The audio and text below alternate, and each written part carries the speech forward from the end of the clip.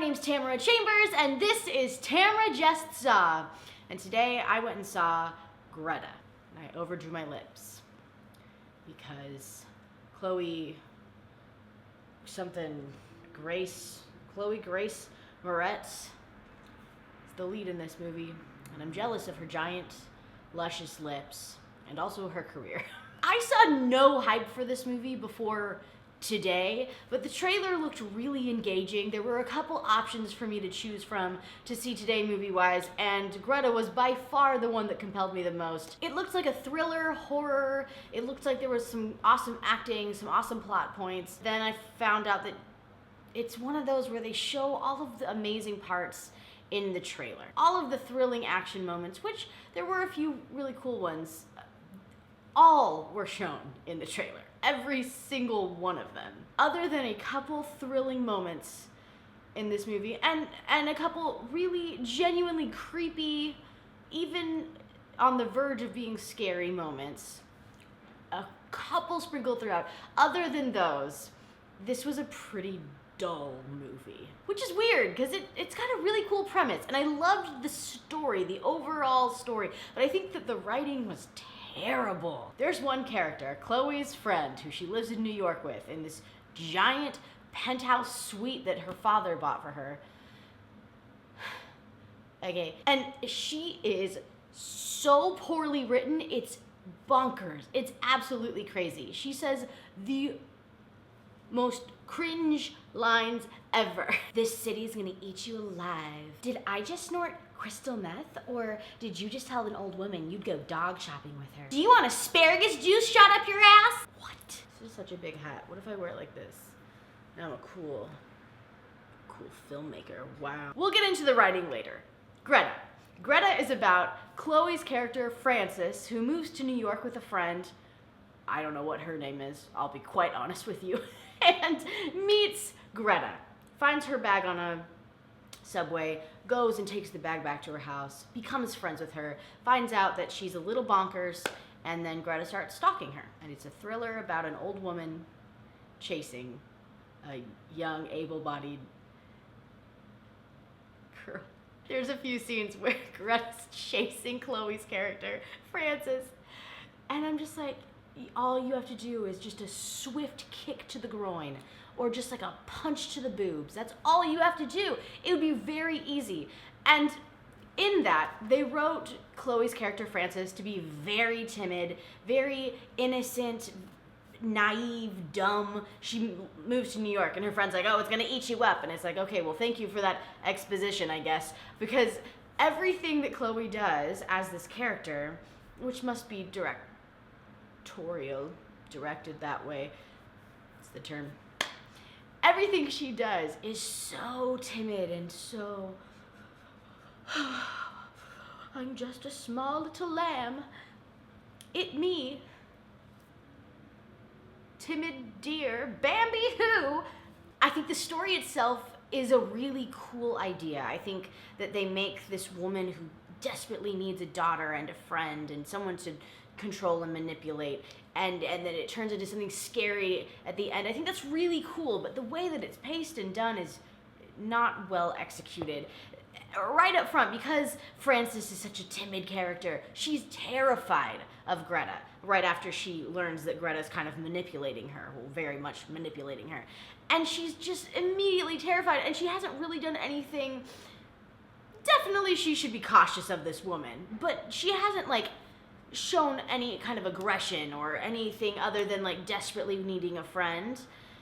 And she makes this switch of like terrified of this woman, and then so of course it ends up that she should be terrified of her. Good instincts, I guess, but it's just the switches too quickly. I'll tell you when she needs to be scared of her, and it's the chewing gum scene. I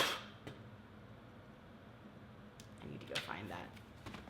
I think maybe it's compelling to me because I could totally see myself getting into this situation. Like being overly friendly to someone who clearly needs that in their life, and then getting pulled into dinners and events and hanging out with, and then finding out that they're a little much, and then like still not pumping the brakes on the relationship kind of deal. I could see that happening, and so I don't know. I think a lot of people can identify with that, being a little maybe too, not drawing any boundaries, I guess. But there's just moments where the character of Frances is poorly written. The friend is just a mess. Just a mess. Greta is compellingly written and acted. I think she was probably my favorite actress in this. Chloe, I really enjoy her a lot. But I don't think that it's probably the writing or something was a little off there. I just think that it was pretty boringly acted, boringly written, boringly paced. And there's some really cool, compelling scenes right in the third act, and then it's done with a terrible ending. We get this really cool like escape scene, and then it's just bad. The best friend comes in and tries to act like a badass. You need a doctor and I need my friend. Okay, pump the brakes there, asparagus juice. Pump the brakes. There's a lot of character choices that don't make any sense at all. Like, she's clearly asking for help, Frances, when things get a little dicey with Greta. And a lot of people just don't take her seriously. The police don't take her seriously, which, sure, you're in New York City and this woman is following you. Again, punch her in the boobs. But her boss is awful. Greta shows up at Frances's work, and Frances goes to her boss and is like, hey, I don't want to talk to that woman. Could you maybe just get rid of her? And he's like, you get rid of her. I'm not your public relations person. And like, that's just not believable. That's not believable. It's not believable. I didn't believe it at all in the moment. Also, a bit later, Greta shows up at work again, and one of her coworkers is like, is that your stalker? And Frances is like, yeah. She's like, good luck. The fuck? Why are you being a bitch about this woman clearly in distress? Doesn't make sense. It felt unreal. It did not feel believable at all. In the writing, there's a lot of bad like exposition. You find out very early on and very quickly that Chloe's mother has died. And then you find out that the dad has moved on, and just like chunks of exposition through dialogue. And it's not well done, it's not compelling. I'm really going in hard on this movie. I had some good chuckles at the characters being terrified of an old lady chasing them.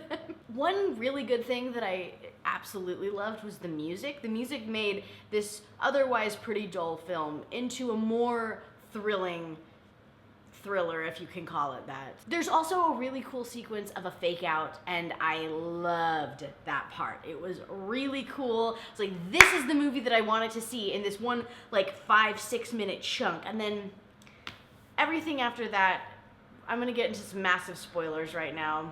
I think the 6 people that were planning on seeing this film should maybe click off now. But she gets captured by Greta. Frances gets captured by Greta. And there are so many moments where she can escape, and she doesn't. She's this able-bodied young woman. I know she's timid. We've seen it.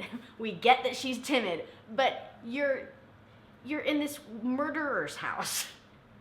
Get the f*** out. The ending is terrible. Other than a few memorable, thrilling moments that are very few and far between and way too short, this is a pretty big flop for me. It's not going to be remembered, I don't think.